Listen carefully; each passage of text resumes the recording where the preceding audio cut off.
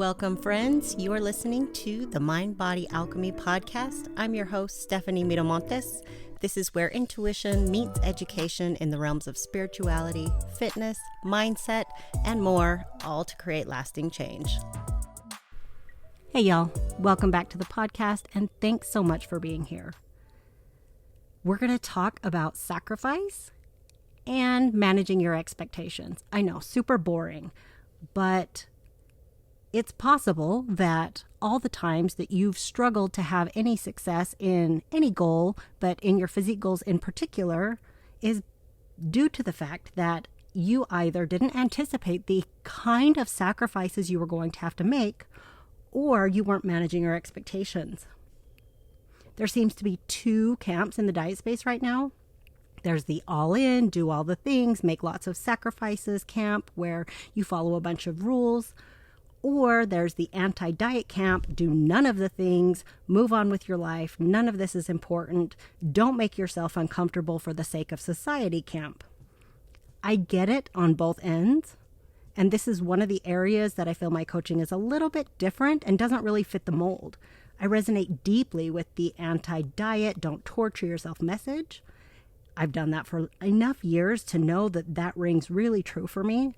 And I don't believe that you have to lose weight or be thin to be healthy. I think that that's a lie as well. At this point, the research is strong. Behaviors trump weight all the way when it comes to health and well-being. And I also recognize that it's okay to have physique-based goals. So I'm just going to toe the line between the two worlds today. Realistically, you know that you're going to have to sacrifice for your goals, right? But do you ever anticipate how much you sacrifice? Maybe you're thinking about going to school, for example. You think that you'll be sacrificing money and time. That sounds reasonable. You might even do some mental gymnastics to make sure that you're willing to spend that money and take that time. But once you get halfway through, maybe it won't even take that long, you start banging your head on the desk because it's much harder than you thought and you're ready and willing to give up. You're disappointed and frustrated because you forgot to calculate the emotional sacrifices that go with the time and money. You forgot to think about how missing movie night to meet a deadline or study would make you feel. The thought that you would be increasing your stress to the point of being a little more touchy with your loved ones, maybe that didn't even cross your mind during the exciting registration process. You thought about how 12 months of sacrifice would be a little bit challenging, but you didn't name those challenges. When they came up, you were unprepared, overwhelmed, and ready to call it quits, throw in the towel, and be done. The same thing goes for your health and physique goals. You expected to see the pounds drop off every time you got on the scale and the tape measure to tighten right up. You expected that you would probably have to eat more veggies and start exercising again. You thought about how the next 12 weeks were going to be hard, but you didn't weigh the emotional costs. Hell, you thought you were going to be done in 12 weeks instead of preparing for a lifetime of change. A lifetime sounds like a really long time. That's hard for the brain to come and get on board with. When you say, I'm going to change for life, the brain's like, we've got stuff to do. We already have a life. So how about you just go on this really random diet. 21 days sounds right. Let's do 21 days or 14 days or some other nonsense. You didn't think about how it would feel to be bombarded with the messages that you should be eating all the time coming from your body, and how up until now you've believed them, and sometimes you still do.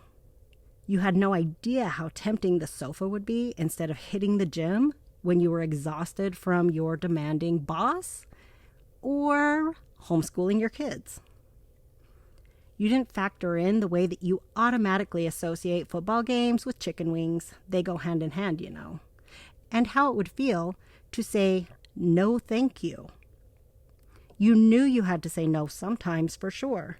You just didn't plan on it being so hard this time. But it is hard because you left yourself unprepared. Not unprepared as in didn't have your boiled chicken in a Tupperware. You were emotionally unprepared to be triggered by food experiences. The idea that food is just fuel is so irksome to me because, yes, it is fuel, but it is so much more. It's the way that we are in community with each other. It's about pleasure and flavor and joy and memories and experiences and nourishment. So, yeah, it's fuel. But when you take on that food as fuel mentality, you're trying to override something that is so biological, this big pull that you have to enjoy each other's company, community, and do that around a table. That is a hard thing to shut down. Sticking with hard things requires some resilience. In other words, you've got to toughen up. So how helpful is that advice? Just toughen up?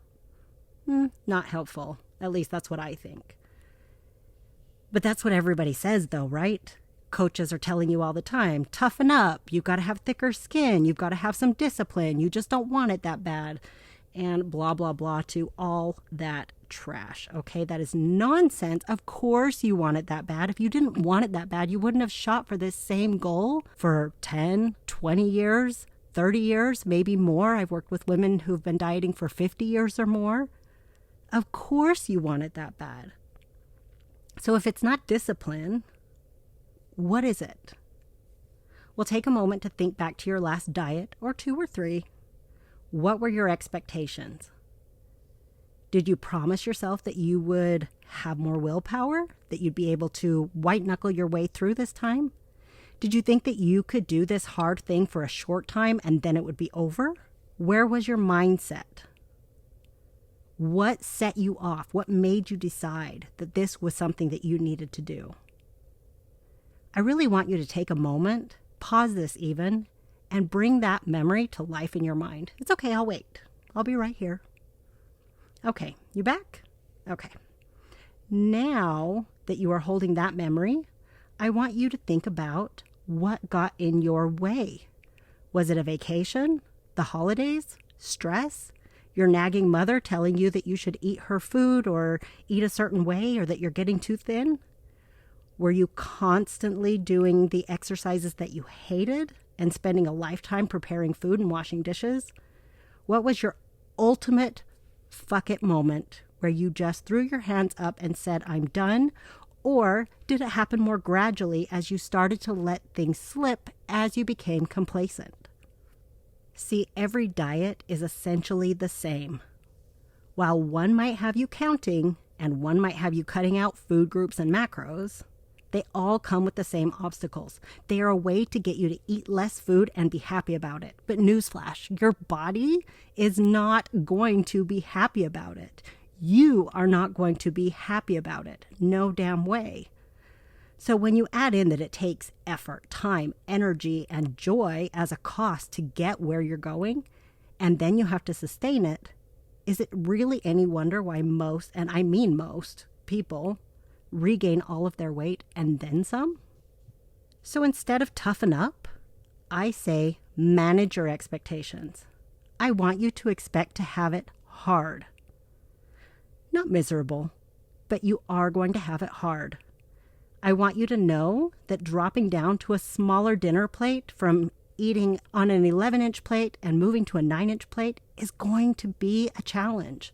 I'm here to tell you that leaving 2 bites behind because you've already eaten to that satisfied place might be really freaking difficult, especially if you're used to the diet mindset of measuring every gram and every bite and that being for you and you don't share your food. And so having a little bit of extra feels wasteful and emotional and a little bit scary and stressful. You will be so damn uncomfortable when you commit to only eating when you're actually hungry. But then the delivery guy shows up with your family's favorite Chinese food, and you are going to struggle to not eat macaroni and cheese straight out of the pan or finish that last few bites of your toddler sandwich. I want you to imagine what it's going to feel like when you come home from a stressful day and you don't head straight to the sugar or the wine. Now, if you know me, you know that those are not bad foods in my book. But that is immediately what we tend to use as a way to numb out. Nobody is numbing out on broccoli, let's be honest. All of that is going to feel like steaming hot garbage, and that's okay. Let it feel like that. I also want you to know that it won't be hard forever if you do it right. You don't have to be constantly monitoring the scale or your spreadsheet. You don't have to cut out your favorite foods or food groups. In fact, all of that is what has you running back to your old diety life and your old habits and yo-yoing between them every single time. You're going to have to convince your brain, your body, and maybe even the people that you love to get on board. You have now imagined scenarios that have tripped you up in your past. You've anticipated the nagging that you're going to get from coworkers when you choose not to eat the communal donuts anymore, or that you've removed the M&M jar from your desk. You've already anticipated what it'll feel like. Sacrifice, of course. When it's hard, that's change talking. And don't get me wrong here. I don't want it to be suffering. I don't want it to be misery. Sacrifice is required. Suffering is 100% optional, and it's not just a mindset, okay? We can push these things too far, and it's totally unnecessary. Don't do anything that makes you feel like you have to compromise your values as a person and you no longer get to enjoy life just to chase this goal, because that is just a ridiculous strategy and it doesn't need to be that way. When change is talking, it's asking you if you're serious. Invite that fear in and make it a comfy seat and let it sit with you. Let it sit there with you, but just don't let it make decisions for you. And that's where we get tripped up. We get the struggle, we get the fear, we start feeling all these emotions. And from that emotional place, because we are judging these emotions and we're experiencing them in a way where we're not managing them and we're not thinking differently about them and practicing having new thoughts around them, that fear is what drives our decision-making process, and we sabotage ourselves. We feel like we're failures if we have one meal that was overeating where we felt uncomfortable. And so one meal ends up being one weekend and we start over on Monday, maybe, when in reality, that one meal was just one meal. It was no big deal. But because you let the fear and the failure and beating yourself up take over, you have just allowed all of that drama in your head to make decisions for you that takes you backward. So when you start looking at your physique goals, just like you do any other goal, you're going to finally win when you stop letting fear make your decisions. It isn't about making $1 million. It's about making your first dollar. It isn't about losing 50 pounds. It's about losing 1. It isn't about shutting down your social life. It's about learning to interact with food and people in a way that feels good and honors both of these priorities and honors your values and experiences and takes into consideration who you are as a person and what you enjoy outside of just trying to fit into a smaller body. You will be prepared this time because you felt all that discomfort in advance. You anticipated it, and you made your decision before you were face to face with the habits and behaviors that have been your demise all this time. You've taken full inventory of the day-to-day behaviors that take you away from your goals. You expect them to show up. You recognize that feeling that washes over you, the urgency to go back to how it was before, to make life easier, familiar, unchallenged, and you're going to welcome it with open arms. Instead of resisting it or judging it, you're just observing it. You'll be successful this time because you're saying yes to discomfort. You're saying, I don't love feeling this way, but I'm not going to fight you on it either because I love me. Now have a seat in the back and hush. You're acknowledging those feelings of discomfort and finding ways to minimize it, of course. You're just not caving into it. But you know the number one reason you're going to be successful this time? Because part of managing your expectations means you're going to be imperfect. It means you're going to experience trial and error. It means letting go of the failure mind, the fact that you get to be a beginner and you don't have a stupid timeline. This is about changing who you are as a human, how you interact with food and your body and the world and the habits that make you who you are. That takes time. That takes practice. So we can't fit that in a 12-week box. We can't change that overnight. For some people, it's fast, and others, it's slow. And for everyone, it's just on time because it takes how long it takes. You'll make a decision or 50 that you wish you hadn't, and then you're going to be compassionate with yourself and just move forward. Because what is the alternative? Beating yourself up has not helped you so far.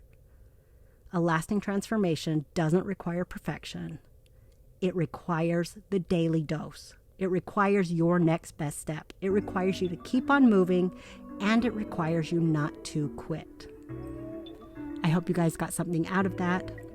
That is all I have for you today.